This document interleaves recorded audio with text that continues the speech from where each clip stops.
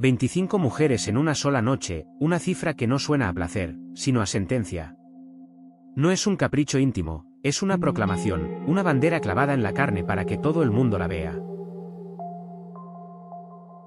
En Roma, los números no solo cuentan, amenazan, y este amenaza con una sola palabra: impunidad. Porque cuando el exceso se vuelve rutina, el imperio deja de gobernar, empieza a pudrir. El palacio respira como una bestia encerrada, inflado de perfumes dulzones que intentan ocultar el olor real. Mármol frío bajo pies calientes, telas caras pegadas a la piel por el sudor, copas de vino que tiemblan en manos que fingen compostura. La decadencia no entra con estruendo, entra con una carcajada baja, con una mirada que no pide permiso. Y esa noche, la corte aprende que la vergüenza puede ser asesinada sin derramar una sola gota de sangre. Mesalina no aparece, irrumpe, como un eclipse que no debería existir y aún así oscurece todo. Su belleza es una moneda falsa, brillante por fuera y venenosa por dentro, acuñada para comprar silencios. No seduce por deseo, seduce por dominación. Y cada hombre que se acerca cree que elige cuando en realidad es elegido. ¿Qué es una emperatriz cuando decide que el imperio entero cabe en un gemido? El poder imperial se supone que es orden, disciplina, una máquina de hierro que aplasta el caos del mundo. Pero aquí, en estos salones, el hierro se derrite y gotea como cera, porque la autoridad se ha vuelto espectáculo. El mismo lugar que decide guerras y tributos ahora decide quién entra, quién mira, quién aguanta la humillación sin apartar los ojos. La historia no siempre se rompe en el campo de batalla, a veces se fractura en una fiesta. Y cuando se fractura así, el sonido es más silencioso y más aterrador. Roma, la ciudad eterna, no duerme, rumia. En las tabernas, en los mercados, en los patios donde el agua cae de las fuentes como si también chismeara, los rumores se convierten en pan cotidiano. Un esclavo escucha, un liberto repite, una matrona exagera, un senador sonríe con los dientes apretados. Y la bola crece hasta volverse un monstruo. Nadie ha visto el acto completo, pero todos sienten su sombra, como si el escándalo fuera una nube que mancha la toga. ¿Cómo se contiene un secreto cuando el secreto se alimenta de ser contado? Y sobre todo eso, Claudio. Un emperador que existe como una firma sobre cera caliente, como una voz débil detrás de una cortina demasiado pesada. Tiene la corona, tiene el título, tiene el mundo doblado a sus pies, pero la voluntad se le escurre entre los dedos como agua sucia.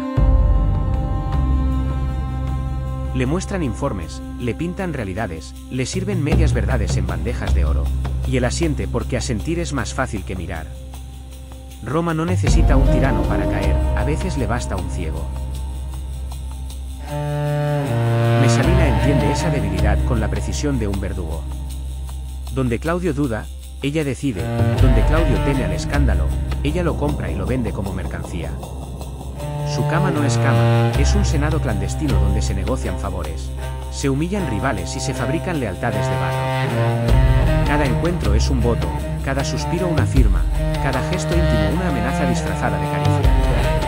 El imperio se transforma en una casa de apuestas, y la emperatriz juega con vidas como si fueran dados cargados.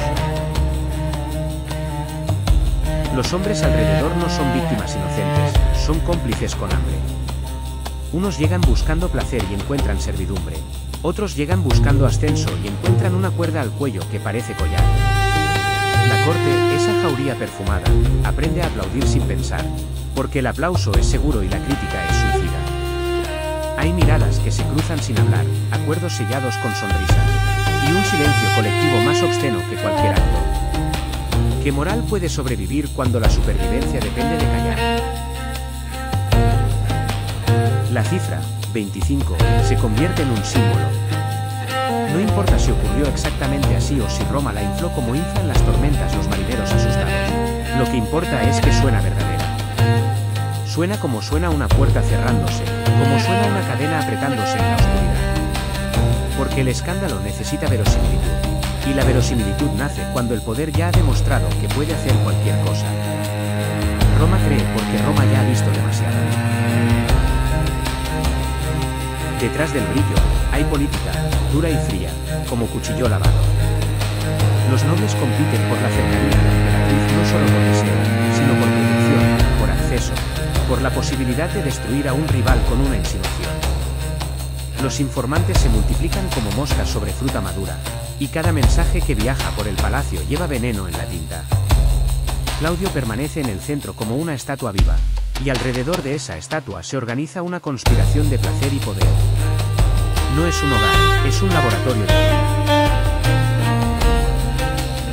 En los corredores, los sirvientes caminan con la cabeza baja, pero los oídos abiertos, porque la información es el único lujo que pueden permitirse. Escuchan pasos apresurados, risas cortadas de golpe, puertas que se cierran con una suavidad sospechosa. Aprenden el mapa del deseo ajeno como quien aprende el mapa de una ciudad en guerra, donde es peligroso mirar, donde conviene desaparecer, donde una palabra puede costar la lengua. La decadencia no solo ensucia a los grandes, chorrea hacia abajo, empapando a todos. Y la ironía es perfecta, el imperio que domina el mundo no puede dominar su propio pasillo. Mesalina, mientras tanto, no se ve como una mujer atrapada por su apetito, sino como un apetito que ha decidido usar forma humana. Sus actos tienen un filo, una intención de humillar al orden, de probar que nada la toca, que nada la limita. Cada noche se vuelve una ceremonia profana donde el mármol, símbolo de permanencia, se convierte en simple escenario para lo efímero. ¿Qué queda de la grandeza cuando la grandeza se arrodilla ante el capricho? Queda el rumor, queda el asco, queda la fascinación enfermiza. Y así empieza la verdadera historia, no con una batalla, sino con una cifra que se repite como una maldición. 25 no es un número, es un mensaje para Roma y para los dioses, un desafío lanzado a la moral pública con una sonrisa. La ciudad observa, la ciudad murmura, la ciudad se excita y se horroriza al mismo tiempo, como quien no puede apartar la vista de un incendio. Quédate hasta el final, esta historia tiene un giro tan brutal que te va a dejar sin palabras. Suscríbete para no perdértelo.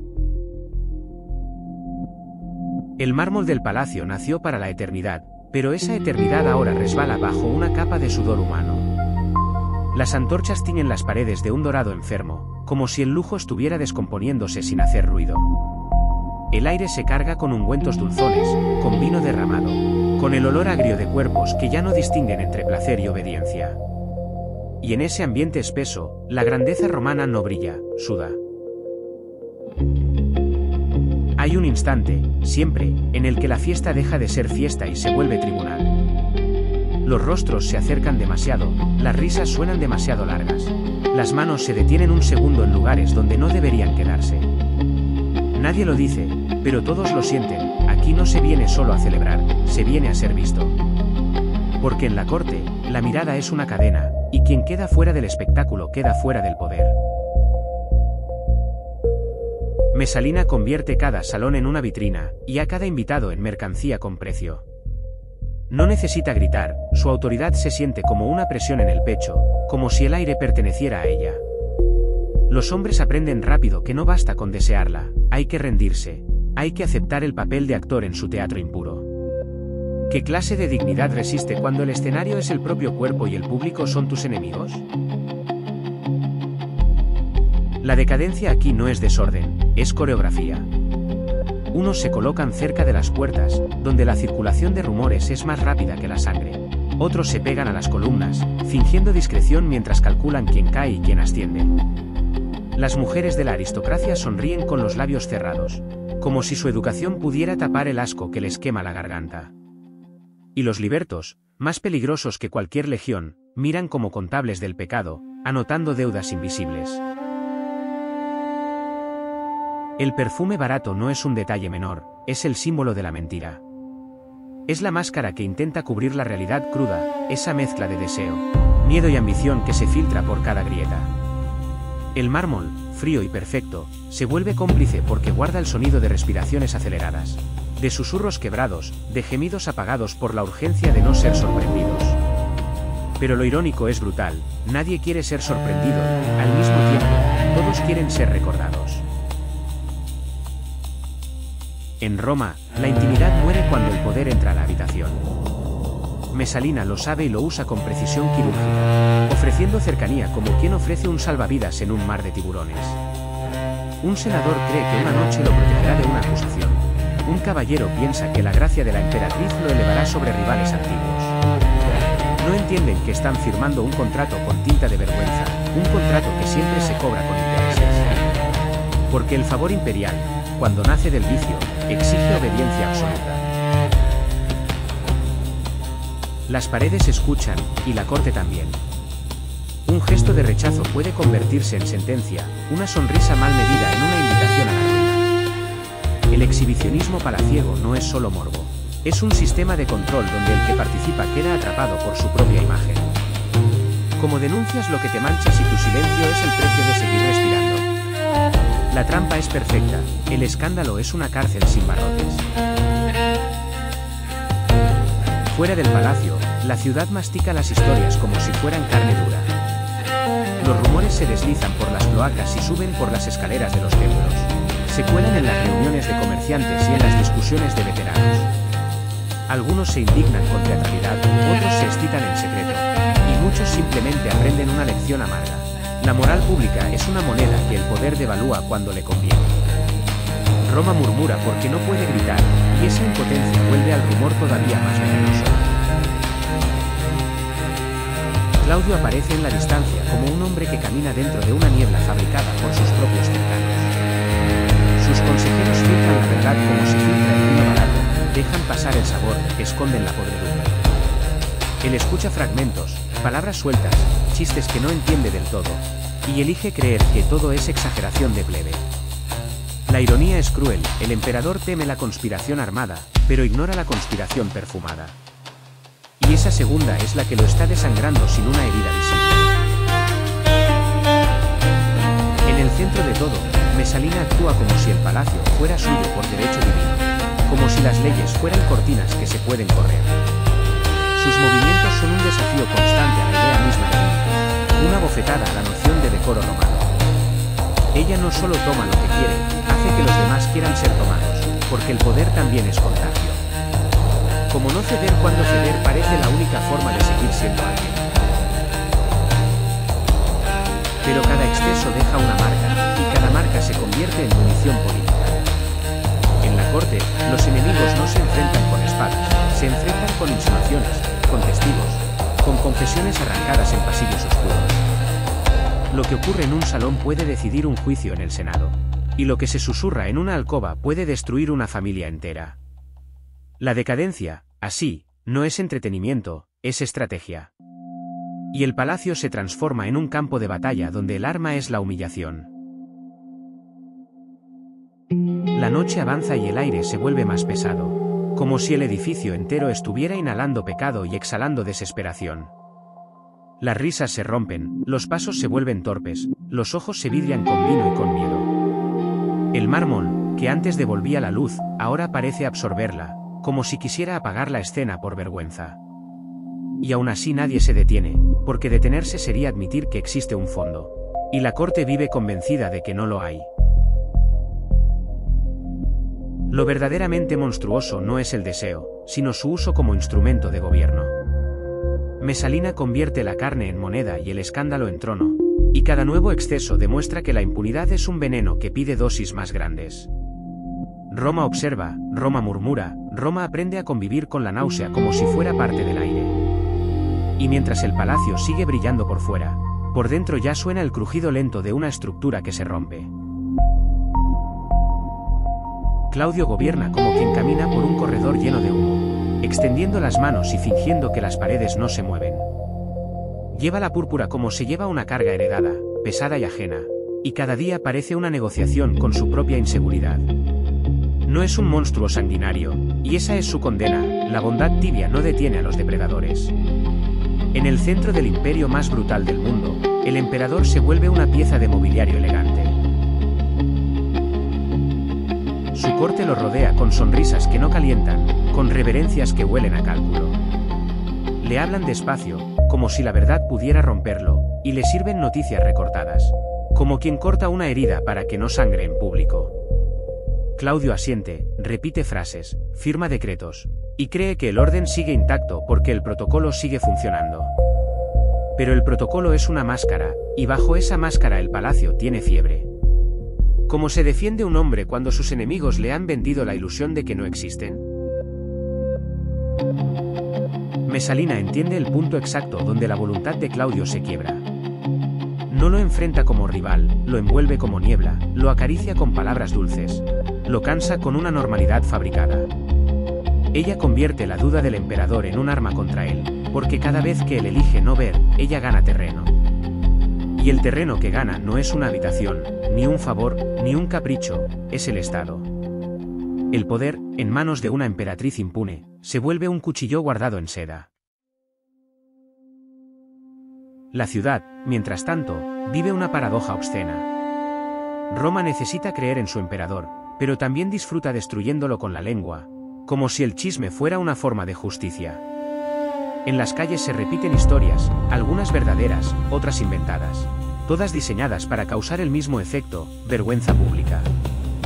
No hay pruebas, no hay actas, no hay confesiones, hay murmullos, y los murmullos en Roma tienen la fuerza de una legión. Porque cuando el pueblo no puede votar, vota con rumores. En el palacio, los pasillos se convierten en un mercado clandestino de información. Un esclavo que ha visto demasiado vale más que un saco de oro. Un liberto con acceso a una puerta vale más que un centurión. Cada frase escuchada detrás de una cortina puede convertirse en ascenso o en muerte, y todos lo saben. La decadencia no elimina la disciplina, la redistribuye, la convierte en paranoia. Y la paranoia es el fertilizante perfecto para el desastre. Claudio, atrapado en su propia imagen de gobernante razonable, teme el caos abierto. Sueña con un imperio estable, con leyes que se cumplan, con una administración que funcione como un reloj de hierro. Pero no entiende que su sueño es un lujo que su entorno ya ha vendido al mejor postor. Mientras él cree dirigir una máquina, otros han cambiado las piezas por barro. ¿Qué sucede cuando el capitán del barco confía en mapas dibujados por piratas? Mesalina aprovecha ese vacío con una creatividad venenosa. Su influencia no se limita a la cama, se extiende a los nombramientos, a los favores, a la vida y muerte de quienes pisan el mármol equivocado. Un enemigo puede caer acusado de traición, y la traición puede ser solo una palabra susurrada por alguien con acceso a la oreja adecuada. Un aliado puede ascender por una noche de complacencia, y esa complacencia puede convertirse en cadena de por vida. Así se gobierna desde la sombra, sin batallas, sin discursos, con la simple administración del miedo. El escándalo sexual, entonces, no es un desvío de la política, es su forma más pura y más sucia. Es el lugar donde se revela quien manda de verdad, porque quien controla la vergüenza controla la obediencia. La corte aprende a vivir con dos caras, la pública, rígida y moralista, y la privada, líquida y voraz. Cada banquete tiene un subtexto, cada brindis una amenaza, cada sonrisa una posibilidad de extorsión. Y en medio de esa duplicidad, Claudio queda como el único que todavía cree en la superficie. La ironía histórica es cruel y casi perfecta. Roma, que ha sobrevivido a guerras civiles, a dictadores y a conspiraciones de acero, se descompone por algo tan humano como el deseo convertido en arma. La grandeza militar no sirve contra el veneno doméstico, porque el veneno no se combate con legionarios. Se combate con claridad, con vigilancia, con la voluntad de cortar lo podrido, y Claudio no tiene esa voluntad. No por falta de poder, sino por falta de estómago. Hay momentos en los que el emperador escucha un rumor y se incomoda, como si una aguja le pinchara el orgullo. Pregunta, pero pregunta tarde y mal, y sus preguntas se pierden en un mar de respuestas diseñadas para calmarlo. Le dicen que la emperatriz es joven, que la plebe exagera, que los enemigos inventan para debilitar la autoridad. Y Claudio elige creer, porque creer es menos doloroso que aceptar que su casa es un prostíbulo político. ¿Cómo reconoce un hombre el desastre si reconocerlo significaría admitir que ha sido el último en enterarse? Mientras él duda, otros actúan. Consejeros con ambición, funcionarios con miedo, aristócratas con cuentas pendientes, todos se mueven como si el imperio fuera una presa abierta. Nadie quiere ser el primero en denunciar, porque el primero en denunciar suele ser el primero en morir. Así que esperan, observan, acumulan, y el silencio colectivo se vuelve un pacto de cobardía. En Roma, la verdad no cae del cielo, se fabrica en el momento exacto en que conviene. Y Mesalina sigue, porque la impunidad es adictiva y el palacio le aplaude con su complicidad. Cada nuevo exceso es una prueba de que Claudio no reaccionará, de que el sistema tolera lo intolerable, de que la púrpura puede ser manchada sin consecuencias. El emperador, ciego con corona, se sienta sobre un volcán y lo llama suelo firme. Roma lo mira y se pregunta, con una mezcla de morbo y terror, ¿cuánto tarda un hombre en notar que ya está ardiendo? Porque cuando el poder pierde la vista, la caída no es posible, es garantizada. La noche cae sobre Roma como una sábana húmeda, y el palacio la recibe con las puertas abiertas, como si el pecado fuese un invitado oficial. Las antorchas dibujan sombras largas en el mármol, sombras que parecen manos buscando gargantas. El aire ya viene contaminado desde antes, cargado de vino, de sudor antiguo y de perfumes dulzones que prometen limpieza y entregan náusea. Esta no es una celebración, es un rito, y los ritos no piden permiso. Mesalina se presenta como si fuera la dueña del tiempo, como si cada minuto le perteneciera por derecho de sangre. Su presencia cambia la temperatura del salón, y las miradas se vuelven un coro silencioso, mitad devoción, mitad hambre. No hay pudor, porque el pudor es una ley para los débiles, y aquí la ley la dicta quien se atreve a cruzar el límite. Ella no busca placer, busca victoria, y la victoria en esta corte se mide en humillación administrada. ¿Qué clase de monstruo se alimenta de ser aplaudido mientras se degrada? Los participantes no entran como amantes, entran como soldados a una campaña sucia, sabiendo que el precio del error es la burla o el olvido. Algunos llegan con la arrogancia del que cree controlar la escena, pero esa arrogancia dura lo que tarda una sonrisa de la emperatriz en convertirlos en herramientas. Otros llegan temblando, no por moral, sino por cálculo, temen más a las consecuencias que al acto. Cada rostro oculta una agenda, cada mano ofrece una promesa que no piensa cumplir. En este palacio, el deseo es un idioma, y Mesalina lo habla como lengua materna y como arma. La competencia, esa palabra limpia para un hecho sucio, se construye como un espectáculo deliberado. Se cuenta, se compara, se celebra, como si los cuerpos fueran trofeos colgados en una pared de mármol. El ambiente se espesa con respiraciones rotas, con piel pegada a seda, con risas que intentan sonar libres y suenan obligadas. Lo erótico no es un fuego romántico, es una hoguera pública que consume reputaciones. Y la corte, que debería apartar la vista, mira con la disciplina de quien teme parpadear. El exhibicionismo palaciego funciona porque convierte a todos en rehenes. Quien participa queda marcado, quien observa queda manchado, quien calla queda comprado. Los rumores ya están listos antes de que termine la noche, como si la ciudad entera tuviera escribas invisibles anotando cada gesto. En Roma, el escándalo no se cuenta después, se fabrica durante, con testigos estratégicos y con puertas entreabiertas. ¿Cómo se defiende alguien de una historia cuando la historia fue diseñada para no poder negarse? Mesalina administra el ritmo como un director de tragedia, acelerando cuando conviene, pausando cuando el silencio hace más daño. Un momento parece íntimo, y al siguiente se vuelve público, porque lo privado aquí es un lujo prohibido. El mármol devuelve ecos que suenan a confesión, y las telas caras absorben sudor como si absorbieran culpa. Hay instantes en los que alguien intenta detenerse, respirar, recuperar humanidad, pero la atmósfera lo arrastra de vuelta al papel asignado. Esta noche no permite redenciones, solo registro. Y en la distancia, como un planeta ajeno, Claudio. No está necesariamente presente en cada escena, pero su ausencia pesa más que cualquier guardia, porque es la ausencia del límite. Su ceguera es el permiso, y el permiso es una invitación a la barbarie sofisticada. Los cortesanos se mueven sabiendo que el emperador no castigará, o que castigará tarde, cuando ya no sirva. La autoridad, cuando llega tarde, no es justicia, es teatro. Y Roma está cansada de teatros que fingen moral mientras cobran entrada. La tensión política crece dentro del mismo salón, invisible para los ebrios, evidente para los hambrientos de poder. Algunos miran a Mesalina y no ven una mujer, ven una palanca capaz de mover nombramientos, juicios, herencias. Otros miran el espectáculo y ven un arma cargándose, porque cada exceso es una prueba más para quienes desean derribarla.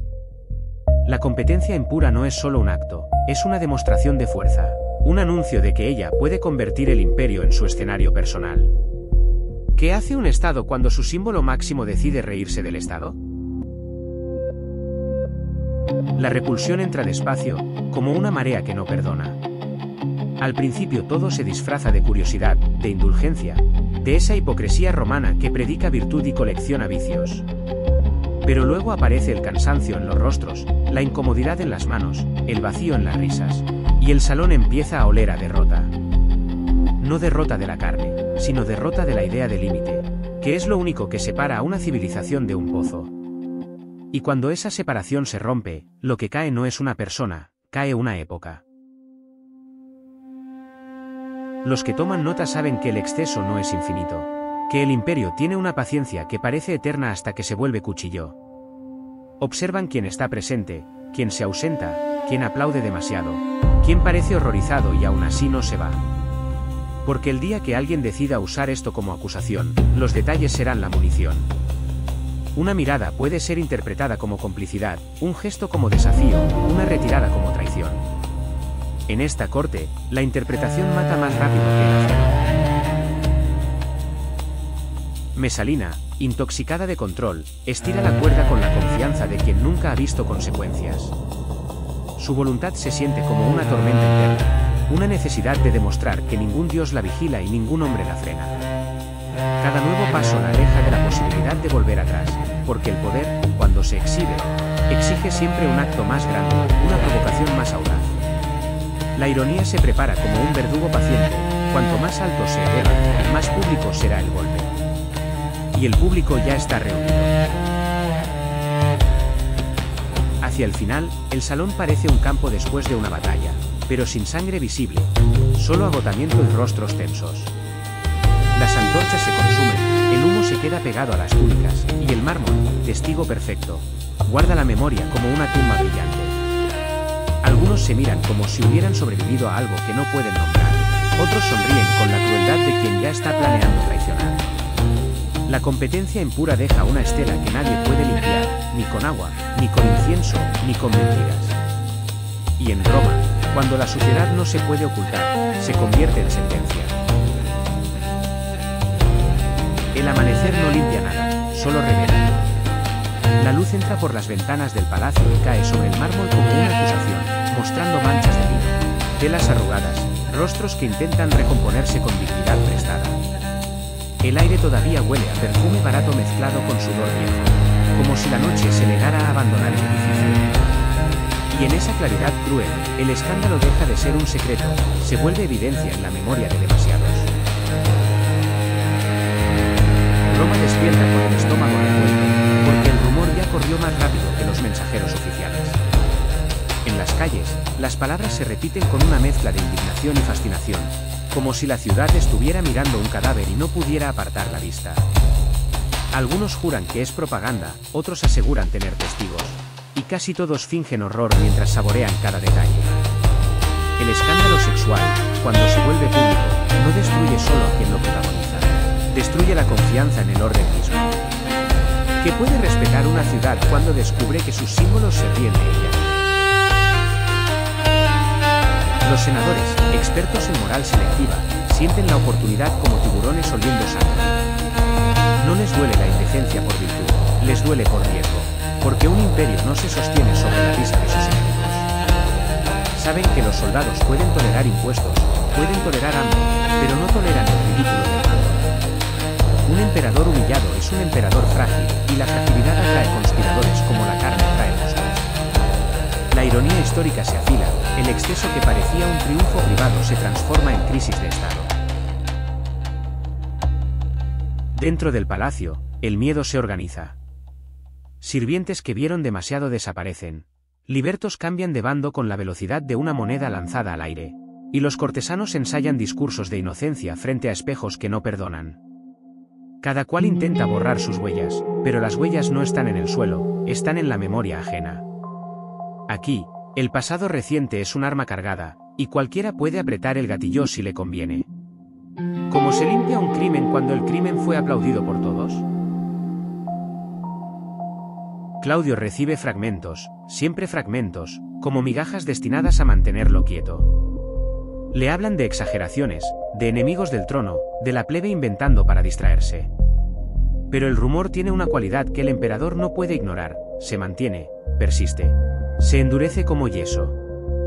Incluso él, en su ceguera, empieza a notar que el aire de Roma ha cambiado, que las reverencias tienen un temblor distinto. La ciudad no está celebrando al César, está evaluándolo. Y en el poder, ser evaluado es el primer paso hacia ser reemplazado. Mesalina, acostumbrada a gobernar con el descaro, intenta hacer lo que siempre ha hecho, convertir la vergüenza en espectáculo controlado. Se mueve con seguridad, reparte sonrisas, promete favores, y cree que el imperio seguirá tragándose su teatro. Pero hay un punto en que la impunidad deja de proteger y empieza a señalar, porque el exceso repetido no demuestra fuerza, demuestra adicción. Sus enemigos no necesitan inventar, solo necesitan ordenar lo que ya existe y presentarlo como una prueba. La emperatriz descubre la regla más cruel: cuando todos te han visto caer, la caída ya no es tuya, es del público. En los corredores del poder, aparece el verdadero verdugo, el oportunismo moral. Los mismos que callaron, ahora hablan con voz grave, los mismos que rieron, ahora fruncen el ceño como jueces. Los mismos que participaron, ahora se lavan las manos con agua bendita inventada.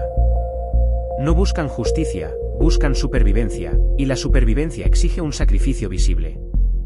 Roma no quiere admitir su complicidad, así que necesita un culpable que la absuelva por sustitución. ¿Qué mejor víctima que quien convirtió el palacio en un altar de exhibición? La tensión se vuelve insoportable porque, en el fondo, no se juzga solo a Mesalina, se juzga a Claudio. Él es el rostro del Estado, y el Estado se ha vuelto un chiste sucio contado a media voz. Los consejeros más pragmáticos lo sienten: si no actúa, será recordado como el hombre que permitió la descomposición; si actúa tarde, será el hombre que fingió no saber hasta que el peligro lo mordió. La tragedia es que Claudio no entiende el ritmo del pánico, y el pánico en Roma es instantáneo. Cuando la multitud decide que el orden se ha roto, nadie puede convencerla de lo contrario. Entonces el rumor se vuelve cuchillo, y el cuchillo busca un cuerpo. Las acusaciones se ordenan, los testigos aparecen como si hubieran estado esperando tras una puerta, y la corte adopta una seriedad teatral que da asco por su exactitud. La historia cambia de tono sin pedir permiso, lo que era decadencia se convierte en cacería. No es un juicio, es un ritual de purificación, un baño simbólico donde la sangre, aunque sea política, siempre termina salpicando. Y la venganza, esa vieja diosa romana, sonríe porque por fin la invitaron a la mesa. Mesalina intenta resistir con lo único que conoce, el control sobre otros. Busca aliados, ofrece más, promete más, amenaza más, como si el exceso pudiera apagar el incendio que el exceso encendió. Pero sus redes, hechas de deseo y miedo, se tensan hasta romperse, porque la lealtad comprada dura lo que dura el miedo a perder el precio. Cuando el peligro es mayor que el beneficio, los cómplices se vuelven acusadores con una facilidad monstruosa. La emperatriz, que creyó dominar la vergüenza, queda encerrada en ella. ¿Cómo negocia alguien cuando la moneda que usa se ha convertido en su propia condena? El final no llega como una sorpresa, llega como una inevitabilidad. Roma, que siempre ha amado la violencia vestida de legalidad, exige un desenlace para recuperar la ilusión de orden. Claudio, empujado por manos que lo guían como a un muñeco coronado, se ve obligado a elegir, y su elección no es heroica, es tardía. La ironía histórica golpea como un martillo, el hombre que no quiso ver termina mirando, y al mirar, destruye. Porque el poder imperial, cuando por fin reacciona, no corrige, arrasa. Y así, la competencia impura deja su verdadera herencia. No es el número, no es el molde, no es el perfume barato sobre mármol sagrado, sino la grieta abierta en la idea misma de autoridad. El palacio aprende que la exhibición no solo excita, también delata, y que delatar es invitar a la cuchilla. Roma sigue en pie, sí, pero con una cicatriz nueva, visible para quien sepa mirar. La cicatriz de haber confundido poder con impunidad. Y en esa confusión, el imperio no encontró placer, encontró su propio reflejo, y el reflejo era repugnante.